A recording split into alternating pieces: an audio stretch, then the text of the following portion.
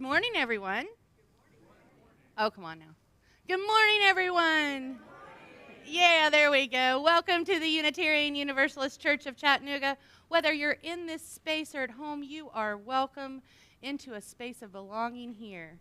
Today, we're going to talk about intersectionality of environmental justice and racism. And we're going to talk about some interesting history facts. And I have been really looking forward to speaking specifically to this congregation about Africatown in Alabama. But first, I am the Reverend Mandy Goheen, and it is my honor to serve this congregation as its settled minister. This is a congregation whose mission it is to care. And that's what we do around here. We care for each other. And today we're going to be talking about caring about the earth as we would care for a mother. And the earth has made a special appearance, not only under our feet, but in person here today to help us along. Our opening words are by Joanna Macy. And Joanna Macy is an environmental activist, author, and scholar of Buddhism. She talks about general systems theory. And she talks about what the subject will be today, which is deep ecology. She is the author of 12 books, and she was the first person I ever pretended I knew at seminary, but really didn't. So, yep, we need some slides. That's true.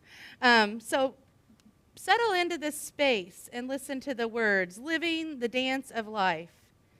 I consider myself fortunate to live in these times, to be alive in this wonderful, self-organizing universe, involved in the dance of life, with the senses to perceive, with lungs to breathe, with organs that can obtain their nourishment.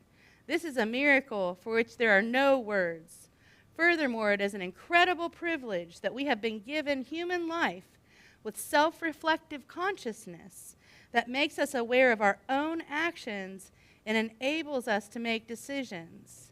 Now is the time we humans can decide to conscientiously and actively participate in this dance of life.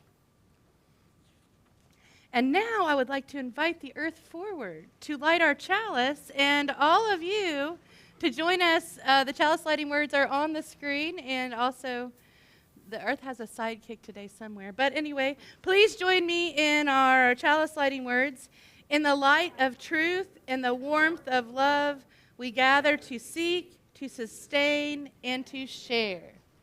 Oh. Yay.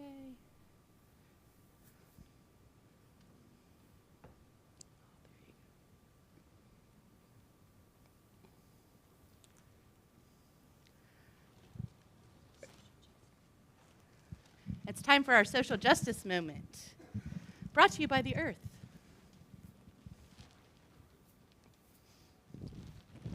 And the earth has many talents. So to begin our social justice month, I'm Judith Pedersen-Ben. I'm one of the co-chairs of the Social Justice Committee. So to begin our social justice month, we are going to be highlighting Black history. So we'll be talking about that each Sunday. Now, you might be asking, why is Black history important? Well, it's important because it shows us a hidden portrait of what our country is all about. It shows us the Black struggle, the Black resistance, their Black resilience, and the Black success. So we need to understand that somebodies, had to be strong enough for Black people to have made it this far.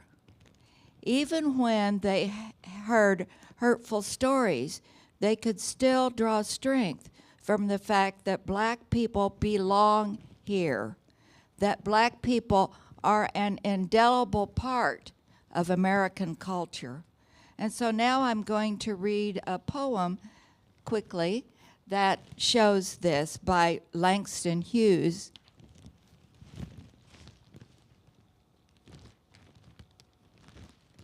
It's called Mother to Son.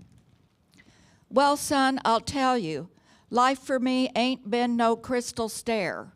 It had tacks in it, and splinters, and boards torn up, and places with no carpet on the floor, bare. But all the time, I's been a climbing on and reaching landings and turning corners and sometimes going in the dark where there ain't been no light. So boy, don't you turn back. Don't you sit down on the steps, 'cause you finds it's kinda hard. Don't you fall now, for I's still going, honey.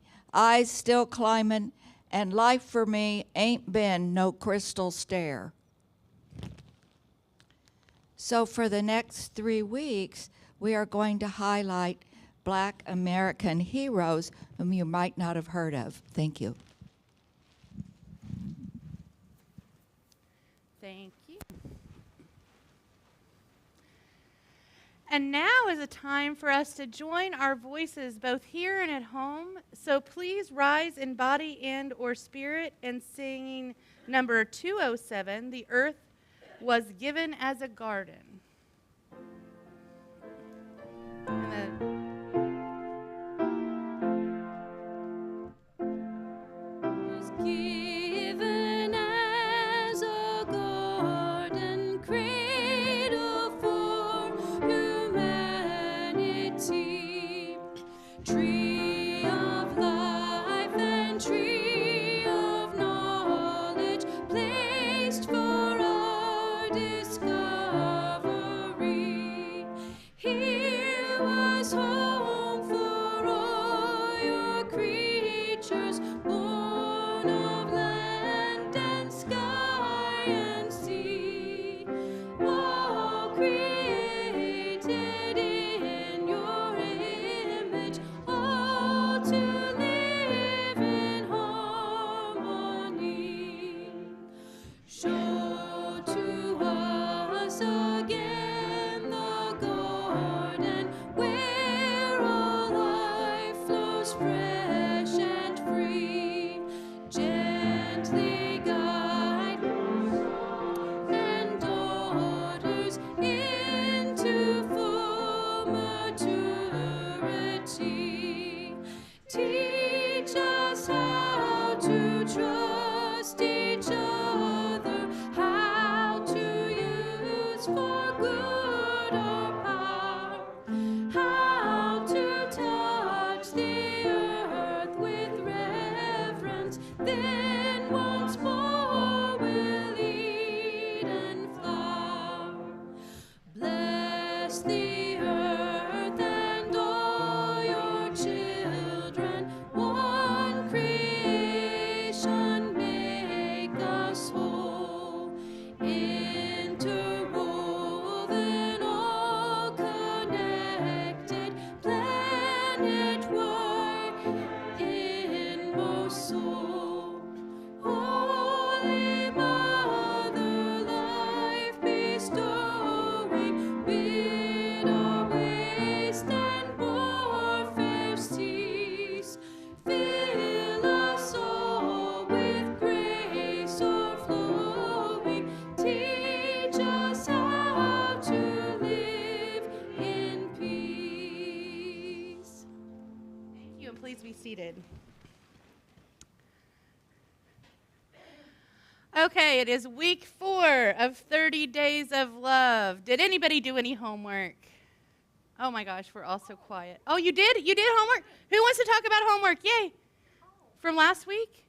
From what you asked us to start doing? Yes, yes. You want to talk about it? It's called testifying in other churches. Come on up here. One of the Who are you first? Oh, I'm Skip Stevens.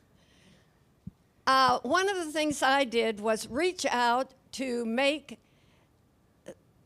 and I don't want to say make them happy, but reach out of myself and show them that there is something that we have together.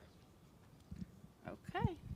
You had something? I just said hi to everybody. You said hi to everybody. What happened when you said? Hey, how you doing? Yeah. So last week we were saying hi and smiling at the first 5 people we saw. Did you have? And I was like, you might have to go outside to see 5 people, right? So, the The thing about saying hi to people is then they're going to say hi to the next person. It's that wave of connection and belonging. So this week, though, we are talking about Mama Earth, and this week's homework is related to that. Can I see the next slide, please? So here's one challenge. One challenge would be this week to leave no trace. So leaving no trace in camping means that we take everything out that we pack in, right? What if you left no trace for a week in the world? What if you created the most tiniest amount of waste you could, you used it for something else, you thought you didn't eat fast food, maybe you didn't use disposable containers for a week? This is a way to be creative. Turn off the water. Okay, so everybody by now knows how to turn off the water when they're brushing their teeth. Have you ever thought about turning off the water when you're soaping up? Have you ever thought of different ways we could turn off the water? Just because we're in Tennessee and it's a bountiful resource doesn't mean we shouldn't respect and love it and treat it with reverence. Eat vegan once this week. Oh, that's so... Skip says no, but I'm going to make her. Just once, the impact that the farming industry, the farming industrial complex has on carbon emissions on this earth is devastating. And that is before we even talk about how animals are treated, even animals that produce milk. So if you took a day to be vegan, you could actually make an impact on the earth. And it's not a full commitment, but you could do that. Turn down the thermostat. You know, anybody who's seen me around here knows I love a good hat. Take a Love Your Mother walk. Grab 2 bags, one for recycling and one for trash, next time you take a walk, and love your mother along the way. Pick up things. This is back. Don't buy anything new this week. That would be hard too, right? Go to thrift stores, trade things, work together to build community. We have a potluck this week. Is that true? No? Yeah, it's Chris. No, you don't have to get up and say it, but we do have a potluck this week, right? I'm sorry. Okay, put him on the spot. Sorry, Christian. Thank you. It's a good opportunity to not go out to eat, but have a meal with people you love that you've cooked and provided. So, and maybe you'll make something vegan. So, and let's see. Reimagine how you can reduce, reuse, and recycle. I was raised in a house where I would hear constantly, waste not, want not. Are you born in a barn? Shut the door. Think about those creative things. And I'm still learning from my mother, who grew up in a very resourceful family with lots of kids. And I walked into her bathroom, and she had her bottle, like a tube of lotion, sitting on her counter, and she'd cut the end off to finish using it. And I was like, why didn't I ever think of that? So that's part of reducing and reusing. Also, reusing things. You know those old water bottles? And you're going to get to this next, I think. Those old water bottles that get moldy in the bottom?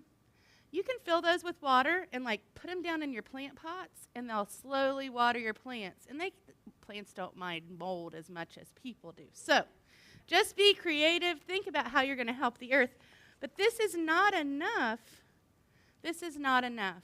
We have to work together. And speaking of working together, can I have the next slide, please? We have talked a little bit about the 70th anniversary of this congregation. And if you don't know it, some folks have been working on an updated history. Nikki Osbeck, I know Steve Hollingsworth's been involved, John Standridge. There's been some people involved. And I'm telling you, they're taking our mission to care and feeding it into that history. They're feeding it into not just caring for all of us and preserving the history of the church. The way they have cared for me during the process has been exceptional. So I've said before, I'm a person with dyslexia. As you guess, I don't write a whole lot down. And having a sermon to submit to our 70th anniversary, my favorite sermon, has been a labor of love.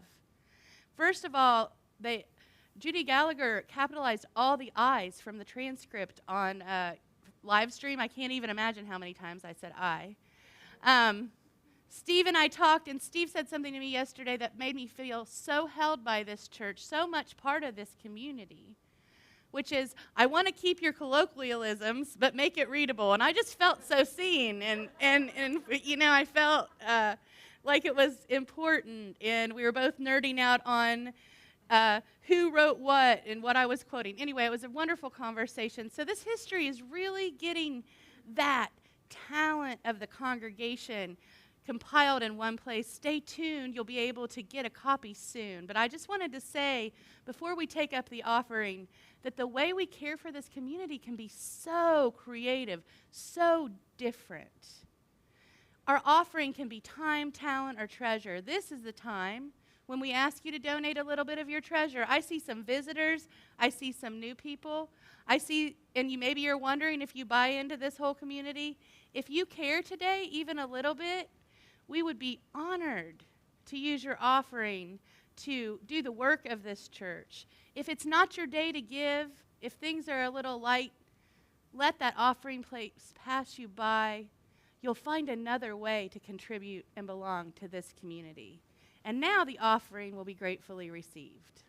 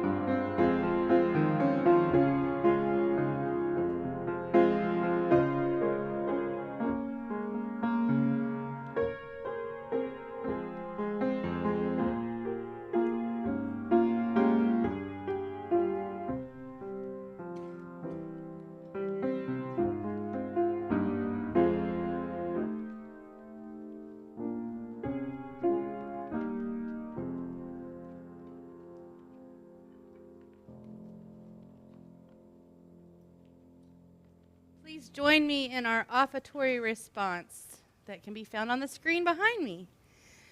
We give these gifts freely, committed to our mission to care, create beloved community, awaken hearts and minds, resist injustice and act with compassion, embrace life and care for the earth.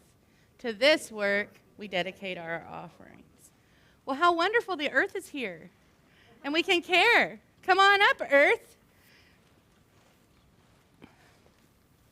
Want me to hold your microphone? Sure. I'm helping the earth by holding the microphone. See, it's easy. It already happened.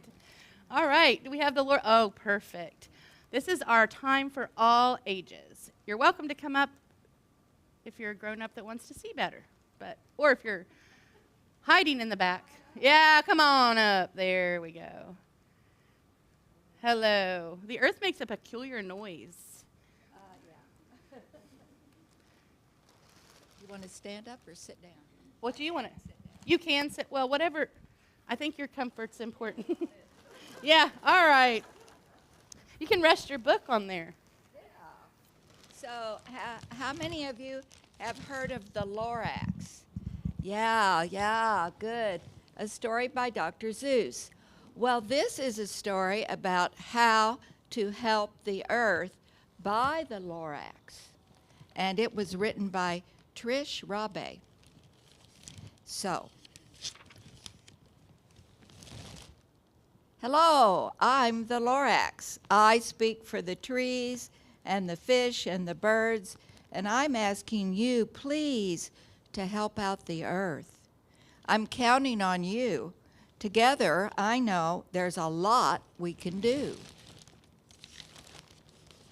First, I have a question, and I need to ask it.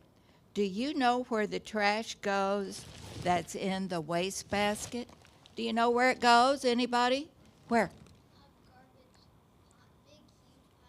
A big pile of garbage. Anything else? A dump. Yeah. And how tall does the dump get? Really tall. You're right. It goes out to the curb when a dump truck comes by, heaped with big piles of trash that are smelly and high. Look how high that one is, yeah. Have you ever watched the trash truck come? Makes a lot of noise. Some days after that, these big piles of trash will be buried or dumped in a giant landfill. Have you ever seen a landfill? Looks like a mountain of trash. Some of the garbage that's dumped there will rot, but most of the garbage that's dumped there will not. Wonder what happens to it. Maybe we'll find out. What? It just sits there, yeah. Some cities burn trash, but this trash solution creates a lot of smoke, which creates air pollution. The good news? Things don't have to go on this way. We can reduce trash. We can start right away. So, why don't you take your lunch in a bag? But don't throw it away. Use the bag or use a lunch box again the next day. Does anybody have a lunch box? Did anyone remember having one? I do. Mickey Mouse. Anyway. Garfield, Charlie Brown. Charlie Brown. All right. You, Snoopy. what, Snoopy, okay. Use both sides of your paper when you're writing, and I have no doubt there will be much less paper for you to throw out. And when you've read magazines you no longer need, pass them to friends so they'll get to read them too. Rather than tossing your old clothes, toys, and shoes, donate them. They're things other people can use. Put used soda cans in a recycling bin, rinse them out when they're empty, and throw them right in. Anybody do this? Ooh, and smash them. And smash them. That's the fun part. They'll be made into new cans. This can I have here is made from old cans recycled last year. Paper clips, rubber bands, buttons, and screws are things you will find and are easy to reuse. Put these things in a drawer so they're all in one place. They'll be easy to find and won't take up much space. When dead batteries are dumped, this fact I have found, the chemicals in them leak in the ground. Use rechargeable batteries. The earth has a rechargeable batteries. Charge them, and then when they run out of power, just charge them again. In helping the earth, you can take it from me, we need to find ways to use less energy. Energy powers cars. It creates heat and light made from gas, coal, and oil, and the sun. We burn day and night. These are natural resources, but there is a limit our whole earth has within it. We need to use less, and I just have to say, these are ways to use less energy every day. When you leave a room, stop and turn off the light. Be sure to turn off your computer at night. When it's cold, wear a sweatshirt and take the time, please, to turn down the heat just a couple of degrees. When you're doing your homework or starting to read, sunlight through a window may be all that you need. Animals and plants and all things alive need to have water. It's how we survive. So water is something we need to save too. There are ways we can save it. I'll show you a few. When you get up each morning and stand at the sink and start brushing your teeth, take a moment to think. A lot of clean water is going to waste while you reach for your toothbrush and squeeze the toothpaste. Right down the drain this clean water is going, so turn off the faucet, stop it from flowing. Spend less time in the shower and you'll still get clean. Try a 4-minute shower and you'll see what I mean. To help out the earth, please do something for me. Find a place that's near you and go plant a tree. Trees provide shelter and oxygen too, so plant lots of trees. It's what I always do. If we work together, the earth will get better, the land will be cleaner, the land will be clearer, and the soil will be wetter. The sun will shine brighter, the trees will be greener, the sky will be bluer, and the air will be cleaner. The next time I speak for the trees, fish, and birds, I know in my heart I'll only need 2 words. For all that you've done and for all that you will do, I'm the Lorax, and I say a big thank you. Okay, All right. you all can take this downstairs. Now that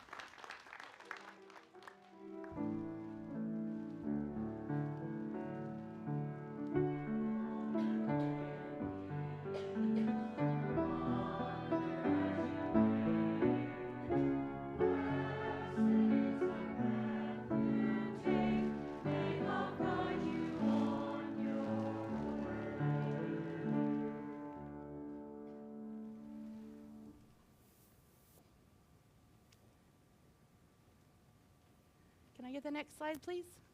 All right. Okay, let's take a breath together. And let's take another loud breath together so we can hear it. Shake out your shoulders. And I'm going to invite you into a time of silence to reflect. Reflect on what might have been particularly great this week, or hard, or something you're working on being brave enough to ask for help. I'll ring the bowl, and we'll take a couple moments in silence. And when that's done, you'll be invited forward to light a candle of joys or concerns for the thing you've been holding or something extra that just came to mind.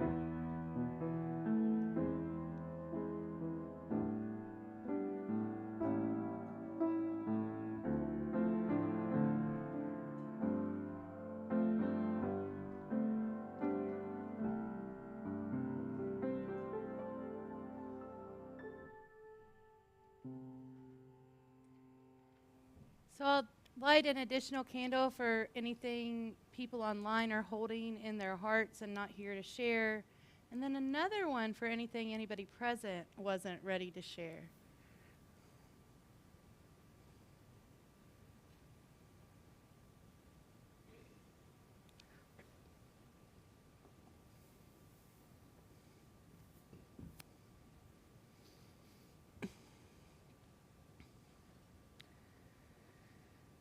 In the spirit of love and light and deepening into relationship, let's hold these joys and concerns as a community in belonging. And even though we might not know what's on someone's mind or in their hearts or what happened in their week, remember we are all vitally important to this present moment in this community.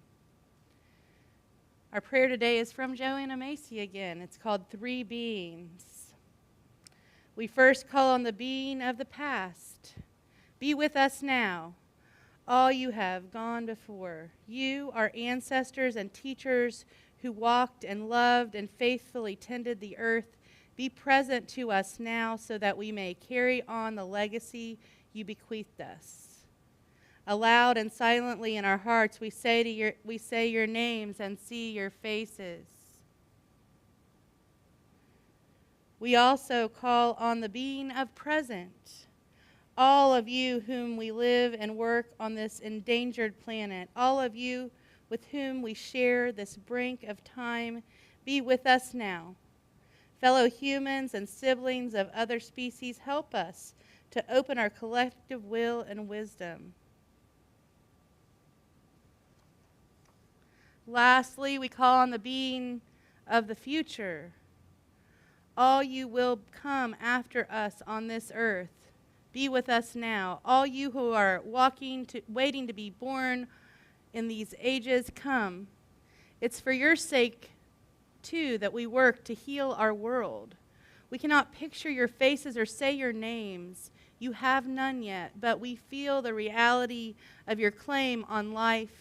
It helps us to be faithful at the task that must be done, so that there will be for you, as there was for our ancestors, blue sky, fruitful land, and clear water. May it be so. And so it's not Earth Day, and that's usually when we talk about loving our mama. And it's funny, I was at the Women's March a few weeks ago, and I was like, remember, without your mother, you wouldn't be here. And I started thinking about that. Without this earth, we wouldn't be here. And how is it that we treat our earth more harshly than we would our own mother, even if the relationship is complicated? There are a group of people that include Joanna Macy that dive into what is called deep ecology. It's an environmental philosophy that promotes the inherent worth of all living beings, regardless of their instrumental utility to human needs. And the restructuring, they want to restructure modern human societies in accordance with such ideas. Deep ecology argues that the natural world is a complex of relationships in which the existence of organisms is dependent on the existence within the ecosystem. It argues that non-vital human interferes with our destruction of nature. The world is being threatened, essentially, is what it says. And it's taking into context not just people and our impact on the world. And this is radical. And why this is radical is because we have been raised in a society where allegedly God has given us everything to use up. And this is a shift. This isn't a shift away from co-creation or understanding of spirituality. It's actually a deepening into it, but it's an expansion of our ideas of what is important in the world. It is the importance of a microorganism as much as me kind of thinking. The principles are basic, and they were written in 1984, which is interesting. So were our Unitarian Universalist principles. People must have been making lists during that time period, is my guess. And, and they will sound very similar. Inherent value, the well-being and flourishing of human and non-human life on earth. And that non-human life has value in itself. Diversity, vital needs. Ooh, I like this. Humans have no right to reduce the richness and diversity to satisfy themselves. They push back on population growth. There is a belief that there are too many people infesting or inhabiting the earth, and that we're interfering. And of course, they believe in policy change, quality of life, and obligation of action for the earth. Now, last week I told you to look up a word called intersectionality, and this is where intersectionality comes to play. It feels like in the culture that deep ecology is pushing back against, which is a culture of use and capitalism and waste, it almost goes too far. It almost goes, I don't think we could go too far for the earth, but we can't forget that some of the creatures of the earth who are being treated pretty poorly because of environmental destruction are actually people. So, what is intersectionality exactly? Well, intersectionality is when the white feminist first wave shows up and kind of screws things up. They'd forget there is anything other than white feminists. They're not inclusive of the other intersections of people who are experiencing the same oppressions as they are. We are not limited to one oppression. We're all individuals. People have individual intersections of things that give them both privilege and take that privilege away. The term intersectionality was coined by Kimberly Crenshaw in 1989. Boy, those 80s were good thinking years, right? She described how interlocking systems of power affect those who are most marginalized in society. Activists use this framework to promote social and political egalitarianism. So there is an intersectionality. It can't all be one thing. It can't all be just focused on the earth and forgetting about the people, and it can't be just thinking about the people and forgetting about the earth. We are in it together.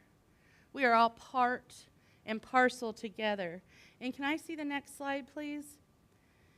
The place we see these intersectionalities show up specifically in environmental destruction are in communities of color. And there is a community of color in Africatown or Plateau, Alabama, in the city limits of Mobile, that is the perfect example of this story. The people of Africatown who settled there were not, of course, didn't get there on their own. They're actually the descendants of the last group of people who were kidnapped in Africa. This makes me sick to say, and remember I said we don't say the names of the murderers, so I'm not going to say their names, but two men made a bet that lived in Mobile who both had plantations. They made a bet that even though it was illegal to transport slaves from Africa to Alabama at that time period, they could do it anyway. And so they took off and went to Africa to prove to each other that this could be done. Well, of course, the Emancipation Proclamation, this is all in this time period. There's all this politics going on, and when they get back with this ship with 200 people, human beings, people who were kidnapped, and some who died along the way, when they got back, they figured out they were in trouble, and they tried to hide it. And they tried to hide it by putting them on an island. They split them into three parties. They put them on an island. Some people were sold into slavery. But remember, we're being emancipated, so some people never quite get completely in the world of slavery. And they make their own community. And their own community is Africatown, and there are still descendants today that came on that ship in Africatown from Africa. And the thing that's interesting about this, think about this, there are not many people, we're talking about black history, there are not many people who know how to trace when and what ship their family came on. It's a story of hijacking and human trafficking and murder, and we all know it's terrible. All we have to do is look at this ship, the Catella. This is the ship that brought those people over, and know that that 2-month journey, 200 people, was teaching them that they were not human and not a place on the earth. Then history moves on, and I'm going to talk about Africatown next week too, because the story is just so rich. History moves on a little bit, and National Geographic and all the people get interested in finding this ship, because when they brought the ship back and got all the people off, guess what they did? They burned it. That's right, they burned it. And then in the 90s probably, they tried to blow it up because they were still trying to cover up what happened. Can I see the next slide, please? So this map, first, before we talk about Cudjoe, is the map of Mobile. And I have to kind of look at it while I talk to you about it. But if you see it, the red line is Africatown. And you see all the railroad tracks down here at the bottom? You can see those like lines. And then up in the top, surrounding it is industry. Not just industry, paper industry. Anybody ever been around a paper mill? Smells terrible, right? So those plantation owners I was talking about that kidnapped people and brought them back, they started moving into the paper industry. And so some of the same people who owned those industries were surrounding the folks of Africatown, and they were polluting their water and making it a toxic place to live. And no one was paying attention to this. You know, the other thing, I grew up in a town where if you had a job, that was a good thing. And this is the same story. So no one's pushing back during the height of industry because at least people have jobs. Cudjoe came over on that ship. He was thought to be, for a long time, the last survivor of that journey. Turns out 2 people outlived him. They were women, of course. But anyway, this man is so interesting. He's who I want to talk about next week, too. He gets in a relationship with folklorist Zora Neale Hurston, and she actually does filming of him telling the story of the journey and the trials and the pain that he went through. Now, this town, built on kidnapping, where people were resilient and made it their own and maintained the culture of Africa, the culture of West Africa where they came from, that place is in environmental ruin. When people are taught they are garbage, it's hard for them to care for the earth. But these folks still cared. They planted gardens on toxic soil. They survived. They brought their culture here, and they enriched the lives of people. And so the Catella was found recently, and there was this great idea that they were going to have the next equal justice museum, like the big lynching museum in Montgomery. They were going to do a big museum there. They're going to have lots of people come in. And when you drive in, you drive through wasteland of industry. And it's not that beautiful or appealing to get there. So they've been working on the shoreline of the river. They've been working on adding sculpture and beauty. But they're getting sick, as people do who are overly exposed to industry. There is a large amount of folks who die there from cancer and other illnesses related to exposure.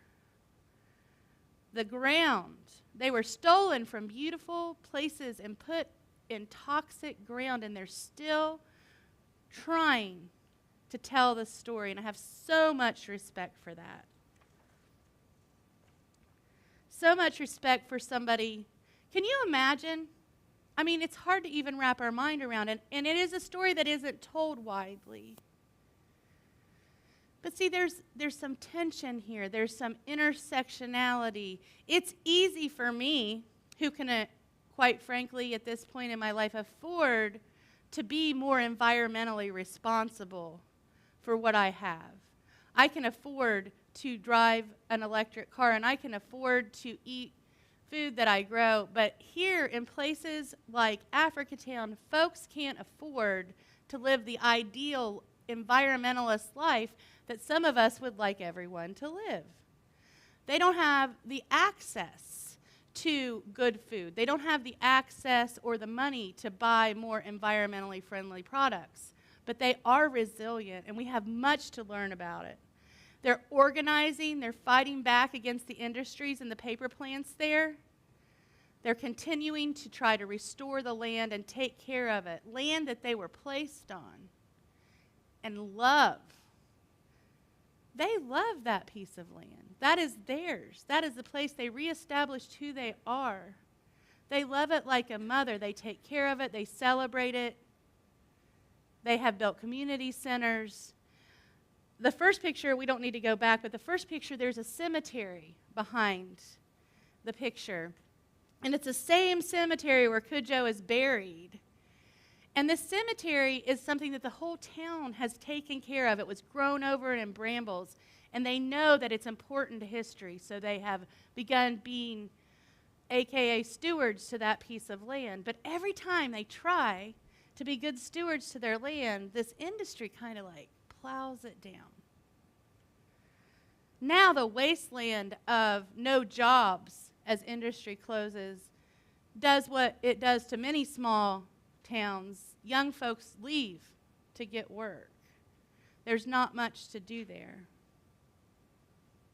I want to be so in love with the earth that I'm willing to fight for a small piece of land. I want to take action. I want to learn more. And I want to hold industry accountable for not just the capitalist focus, not just the environmental destruction, not just for treating people and putting people in a place of being products and being understood as trash. Thrown away. Can you imagine being kidnapped and thrown away? I can't imagine either one of those things. But that is what happens when money is the most important thing in the equation. There are easier, more ethical ways to do things, but you can't make a good dollar on that.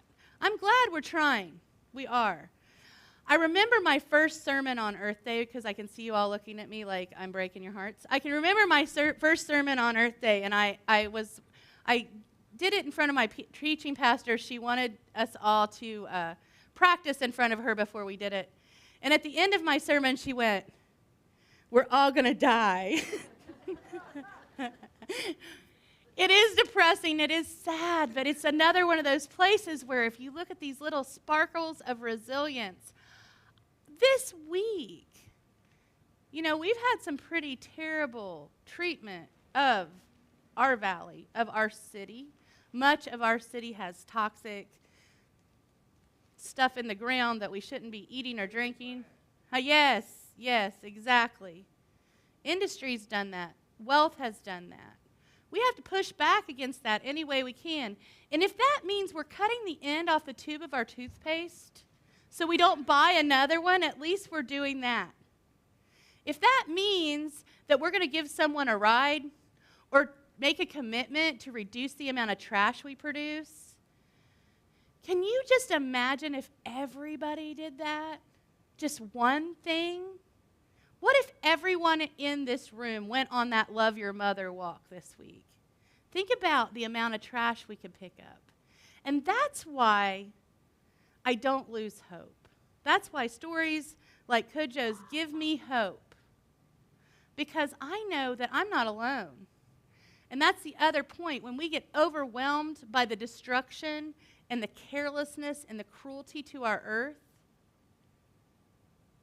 we forget to be hopeful. We forget that the earth is resilient, and I have some news. It's going to move on with or without us, right? So the earth is resilient. It's a place, and I don't want one day, well, I do. This is what I imagine would happen. You know how we talk about the dinosaurs and like something big happened. They're all gone. Is that going to be us one day? They totally blew it. something big happened. They're all gone. I choose not to participate in that if I can possibly help it. I choose to love my mother, understand that when I'm standing on the earth, I'm not possible without it. I'm going to stop separating myself so much. I'm going to stop thinking about me as an individual human and think more about that deep questioning ecology that asks why and how. Why am I part of the earth? How can I take care of it? But I can't do it alone. And that's why being in community and loving justice and loving the world is so important. Because all of us together can make a difference. And all of us together will make a difference. Let it be so, and blessed be.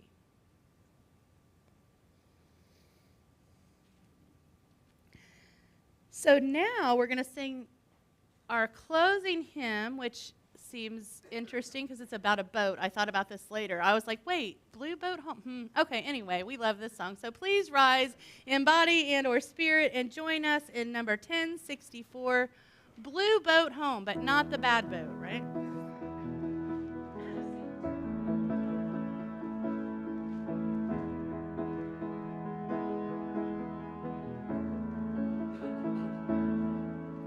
Though below me I feel no motion, standing on these mountains and plains, far away from the rolling ocean, still my dry land heart can say, I've been sailing all my life now, never harbor or port have I known. The wide universe is the ocean I travel, and the earth is my blue boat home.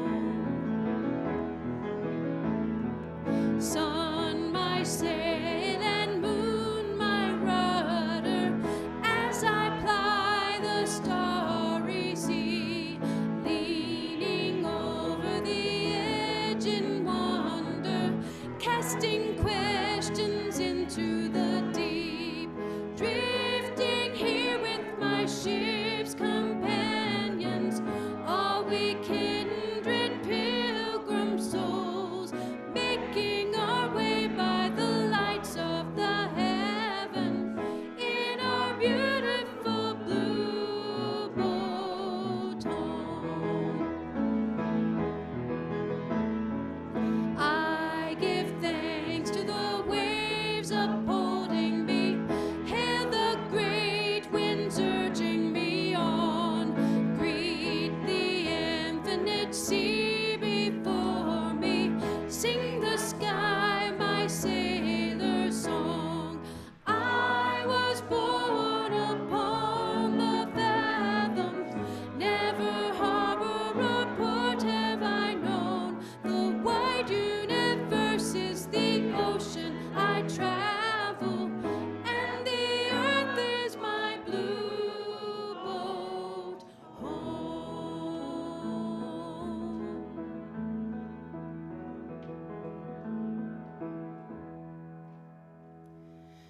Please be seated.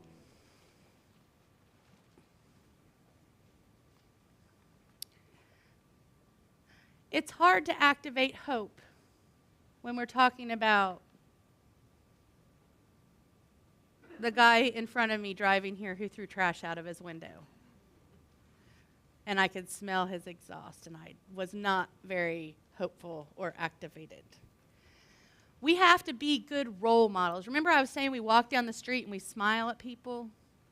Same thing. You walk down the street, start picking up trash randomly, people are going to notice. And the next thing you know, the next person's going to pick something up. Heck, maybe the next time they think of throwing something out the window, if they see you picking it up, they won't do it.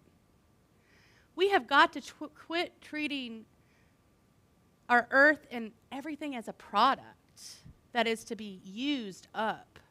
We need to cherish it and hold it like a mother. A mother who can be grouchy and have thunderstorms and earthquakes, but a mother nonetheless. A mother who is getting angrier and angrier the more she is abused, because if you don't know about climate change, well, you know that.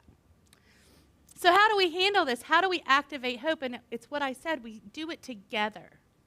One tiny action doesn't mean all that. But this group of people could do a lot, and it's infectious. And so our last reading from Joanna Macy is active hope. Active hope is not wishful thinking. Active hope is not waiting to be rescued by the Lone Ranger or by some savior.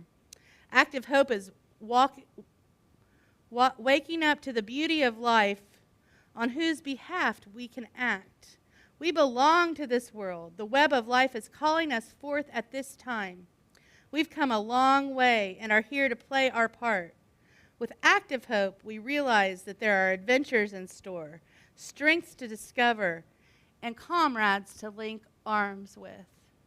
So let's link our arms as comrades for this earth, because I know one day my descendants deserve just as much of it as I have. And that is so what for today. It's time to extinguish our chalice, which marks the closing of service, and I ask you to join me with the words that can be found on the screen behind me. Oh, would you like to? We'll let the earth do it. Please come forward and extinguish our chalice. We extinguish this flame, but keep the light of truth, the warmth of community, and the fire of commitment. These we carry in our hearts and share with all the world. And now it is time for announcements. I'd like to invite our board rep, Sally, up. And I'm looking for where I hid the microphone. Oh, okay.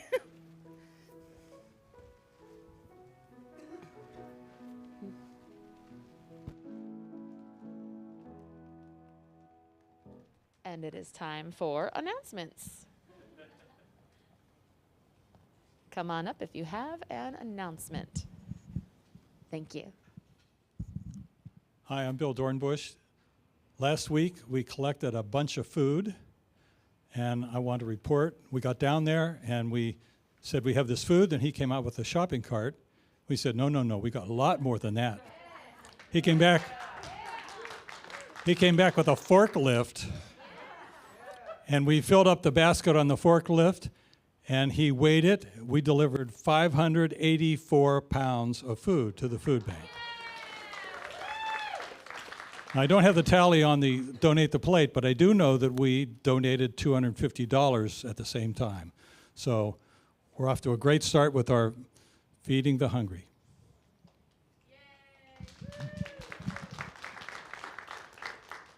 Fabulous. Let's keep that going too. We have another announcement. I meant to make this homework, Sandy. You can tell him it's homework. It's homework. Right. How did you know what I was going to talk about? Sandy Kurtz here. This is the deadline for today for your turning in your Green Sanctuary survey and how you operate at home. I was during the sermon here. This is a perfect follow-up for the whole sermon this morning. Love your mother. My granddaughter and I went to Paris for the Paris Accord, and I remember the sign that said, "Dinosaurs face climate change, and they did nothing about it." So we are going to do something about it. We're going to create our Green Sanctuary reaccreditation plan. And if you have not, I'm going to extend the deadline one more week so that those of you who haven't gotten around to it, go online, do that survey, or you can pick up a paper one here in the back and fill it out. And we are going then to be assessing, tallying, providing you a report of how we operate for the environment in our homes and how that will feed into our plan that we're going to put together for getting our reaccreditation as a green sanctuary. We're already a green sanctuary, but there is more to do, and as Unitarian Universalist Association says, we're going to rise to the crisis. So give us some help doing that, and we're on our way. Yes, do that. Thank you. Oh, whoa. This guy looks cool. Just a moment still.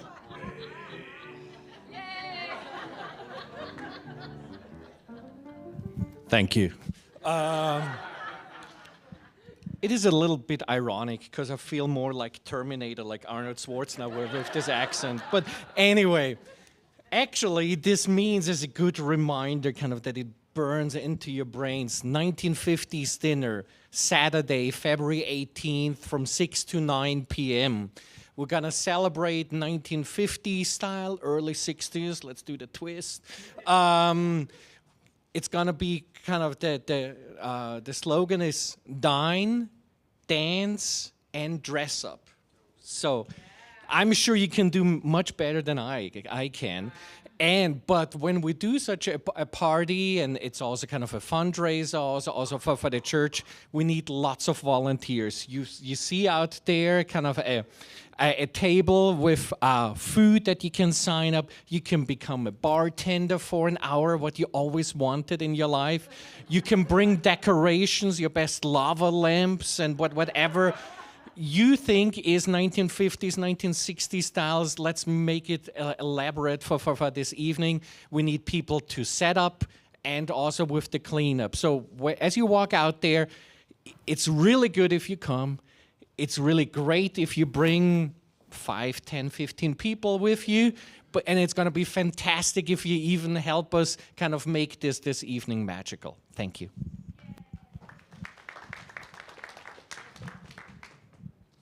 All right, thank you. That is going to be so much fun. All right, so we still have some other potlucks going on. Thank you.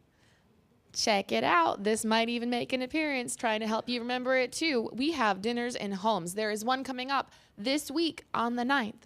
There is another one coming up on the weekend of the 19th. In case you're not having a big enough party after our 1950s, you can go do a dinners in homes after that. We've got these fabulous little spatulas to help you remember. Come sign up. It's online. I will post a link in the chat. I can help you sign up online via my phone and the back table, and we have these handy dandy reminders. It's lovely. I can't wait to see you at one of our dinners. Thank you so much. I believe that is it for announcements. It's been a lovely service. Go on and spread your love.